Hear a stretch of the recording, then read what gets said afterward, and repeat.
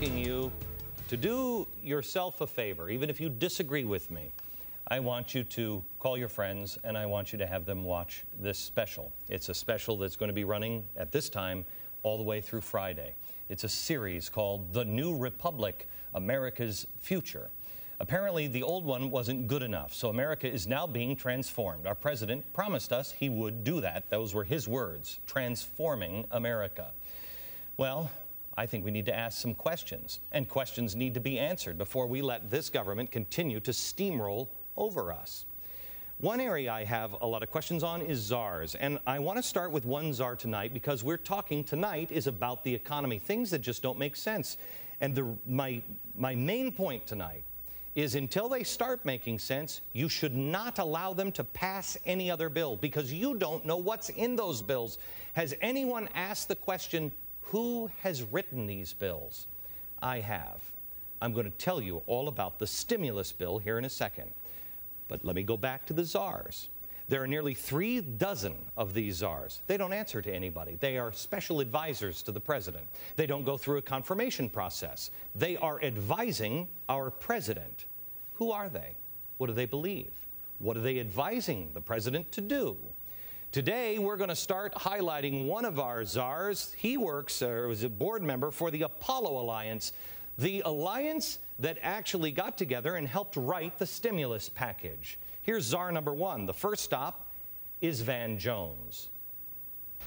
Big corporations are going to be continuing to run big campaigns where they're you know, so green and love it, you know, and you're like, wait a minute, aren't you an oil company? Aren't you killing in Nigeria? Wait, hold on a second, wait. Who made this ad content? Who is Obama's green job czar, Van Jones? If you listen to the president's speech a couple of days ago, and I was lucky to be there, you know, I worked there, but, you know, when he comes out,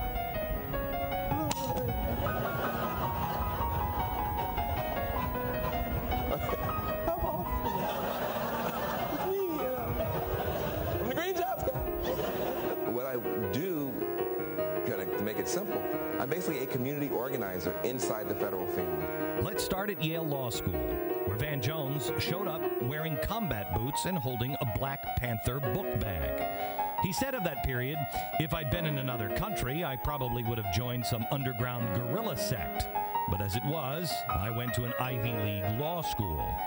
Although he says he wanted to drop out, Jones stayed because he decided the degree would give him legitimacy to speak out on civil rights issues, which would later become a crucial part of his crusade.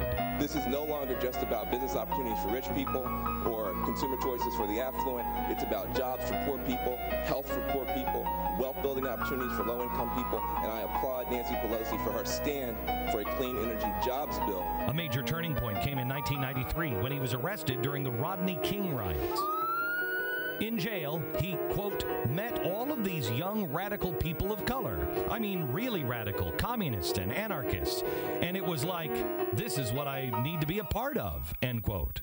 The verdicts, which cleared the cops of beating Rodney King, came down in late April of that year. Jones says, by August, I was a communist. He spent the next 10 years as a full-fledged radical, among other things, founding a group called STORM, standing together to organize a revolutionary movement, which held study groups in the Marxist and Lenin teachings. According to the group's historical pamphlet, Reclaiming Revolution, quote, all of STORM's members developed a basic understanding of and a commitment to revolutionary Marxist policies, with a particular emphasis on the historical experiences of Third World communist movements. The group particularly revered Mao Zedong, who, history tells us, killed 77 million of his own people, far more than Hitler and Joseph Stalin.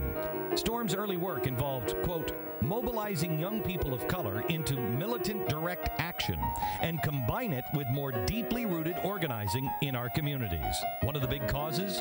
trying to mobilize for convicted cop killer Mumia Abu-Jamal.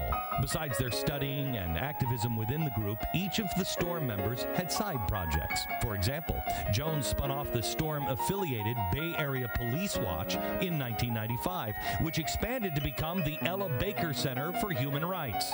Baker, an unsung civil rights hero, worked closely with communists for years, including secret party member Stanley Levinson, for many years the CPUSA's top money man. As part of his work against police brutality, Jones made a huge impact, saying things that no one else would, like, Willie Brown's police commission is killing black people. In 1999, Jones was arrested again while protesting the World Trade Organization. Storm dissolved 3 years later. He's since renounced his black nationalism to focus on environmentalist issues. People often say to me, "You're black. How can you be an environmentalist?" No, I'm African. How can I not love the earth? He railed against the government for what happened during Hurricane Katrina and touted a new green jobs plan that focused on stopping eco-apartheid.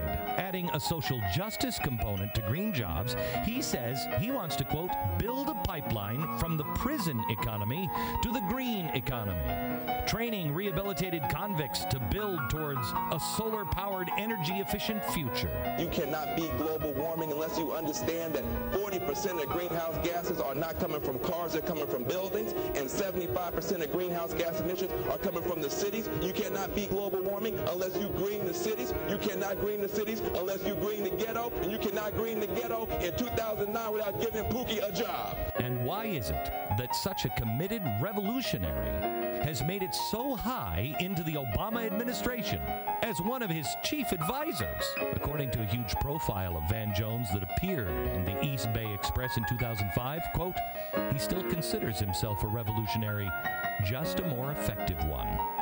In the book, That's the Joint, the hip-hop studies reader, Van Jones said, quote, we need to be about the whoop.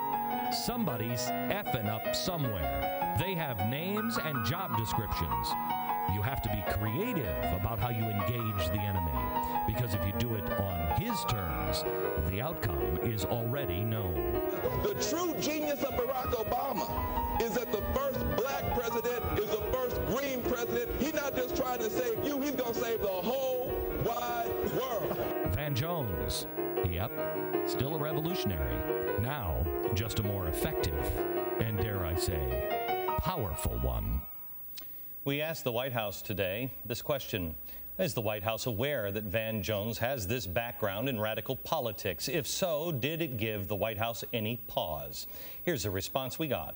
Mr. Jones is entirely focused on one policy goal, building clean energy incentives which create 21st century jobs that improve energy efficient and utilize renewable resources.